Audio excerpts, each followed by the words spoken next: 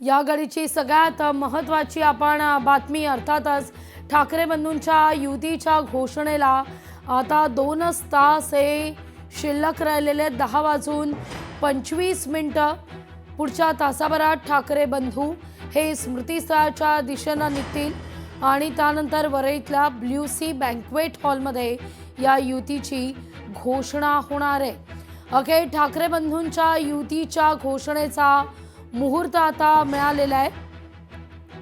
5 जुलैला ही दृश्य जी आपण पाहतोय ती 5 जुलैची आहेत। मराठीच्या मुद्द्यावर हे दोन्ही बंधू एकत्रित आलेले होते आणि त्यानंतर राजकीय पटलावर ही युती कधी पाहायला मिळणार या संदर्भात चर्चेला उधाण आलेलं होतं।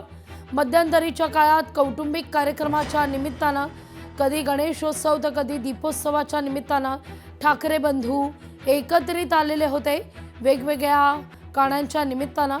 पण आज मात्र राजकीय पटलावर ठाकरे विरुद्ध ठाकरे हे आजवरचं समीकरण बदलेल आणि केवळ ठाकरे हे एक समीकरण महाराष्ट्राच्या राजकारणात पाहायला मिळेल।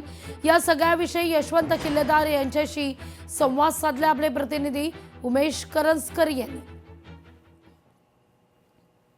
आपल्यासोबत महाराष्ट्र नवनिर्माण सेनेचे नेते यशवंत किल्लेदार आहेत। सर, युतीची घोषणा ते दोन्हीकडे आनंद, म्हणजे शिवसेना असेल किंवा मग महाराष्ट्र नवनिर्माण सेना असेल, दोन्ही पक्षाच्या कार्यकर्ते असतील, नेते मंडळामध्ये आनंद उत्साह आहे।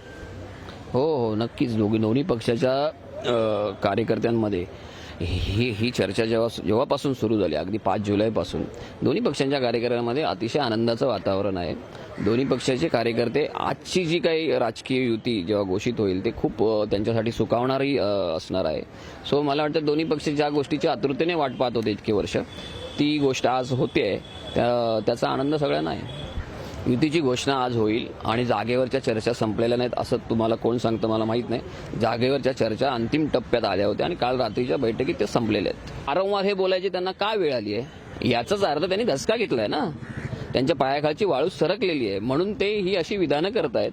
सरभरीत झालेला माणूस सरबटलेला माणूस असं बोलतो, त्यामुळे आपण त्यालाकडे एक एन्जॉय करूया, ते फार गांभीर्याने न घेतलेलं बरं। आता तुम्ही म्हणता की खान होईल, पण तुम्ही 2017ला किती खान नगरसेवक केलेत, कळलं का? त्यामुळे हे सगळं त्यांना प्रत्येक गोष्टीत आहे ना, एखाद्या गोष्ट अंगावर आली झेपली नाही की मग हिंदू मुस्लिम हिरवा भगवा हे यांचं चालू असतं, लक्ष देऊ नका। ठाकरे ब्रँड संपला असा महायुतीचे नेते, मुख्यमंत्री उपमुख्यमंत्री म्हणत असले तरी ठाकरे ब्रँडचा धसका त्यांनी घेतला एवढं मात्र नक्की, असा विश्वास जो आहे तो यशवंत किल्लेदार यांनी तो व्यक्त केलाय। उमेश करंजकर, लोकशाही मराठी, मुंबई।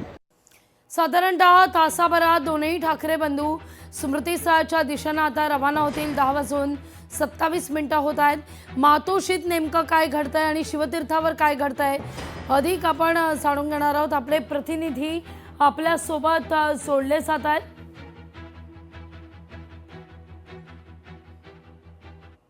काही वेळ राहिलेला आपल्यासोबत आमदार महेश सावंत सर आहेत। सर, आज युतीची घोषणा होते, दोन्ही कार्यकर्त्यांमध्ये उत्साह आनंद आपल्याला पाहायला मिळतो। आपण पाहू शकता, आपण स्मृतीस्थळावर आहे, मात्र बाळासाहेबांना इथं अभिवादन केल्यानंतर या युतीची घोषणा होते। उत्साह आनंद दोन्ही पक्षात आहे। दोन्ही पक्ष आज आनंदित आहेत, कारण ह्या मुंबईमध्ये खरी ताकद ही ठाकरे बंधूंचीच आहे आणि ती दोन्ही ताकद जरा विस्कळीत झालेली होती। आज ती कुठेतरी एकत्र येते या मुंबई महानगरपालिकेच्या निवडणुकीच्या दरम्यान, म्हणून दोन्ही कार्यकर्ते अतिशय उत्साहात आहे की कधी एकदा युती जाहीर करतो आणि आम्ही गळ्यात गळे मिळ आतापर्यंत आम्ही गळ्यात गळे घालून फिरतच होतो, पण अधिकृत घोषणा झाल्यानंतर त्यात वेगळा आनंद। आज संध्याकाळी प्रत्येक शाखेत मनसैनिक शिवसैनिक एकत्र येऊन फटाके वाजवणार आहेत। यावेळी सातत्याने ठाकरे ब्रँडचा उल्लेख केला गेला होता दोन्ही पक्षाकडून, मात्र ठाकरे ब्रँड हा मुंबईत शिल्लक राहणार नाही या निवडणुकानंतर, अशा प्रकारची टीका सातत्याने आता सुरू केली सत्ताधारी पक्षाने। बघा, ते काय ना बालिशा बहुत बडबडला असा म्हण आहे म्हणतात महाभारतातलं, तसे असतील लोक, ते बडबड करत राहतील। बडबड करणाऱ्यांचं तोंड का आम्ही धरू शकत नाही। 16 तारखेला त्याचं उत्तर देऊ आम्ही। जागा वाटपावर चर्चा संपन्न झाली संपूर्ण, आता युती जाहीर केली म्हणजे जागा वाटप निश्चित झाल्या ना। यासोबतच सातत्याने मुंबई महानगरपालिकेमध्ये काँग्रेस आपल्या सोबत असावी असं म्हटलं जात होतं, मताची विभागणी होऊ नये, कारण भाजपला याचा थेट फायदा होईल, पण आता तरी काँग्रेस आपल्या सोबत नाहीये, त्याच्यामुळे फटका बसणार आहे।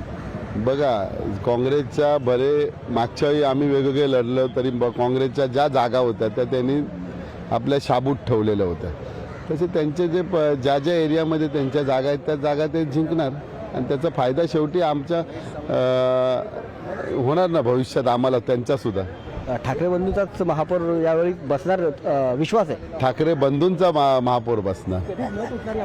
नक्कीच तर ठाकरे बंधूचा महापौर या मुंबई महानगरपालिकेवर या निवडणुकीनंतर नक्कीच बसेल असा विश्वास जो आहे तो महेश सावंत यांनी तो व्यक्त केलेला आहे. उमेश करंजकर, लोकशाही मराठी, मुंबई. लोकशाही मराठी ऐका, पहा, जागरूक रहा.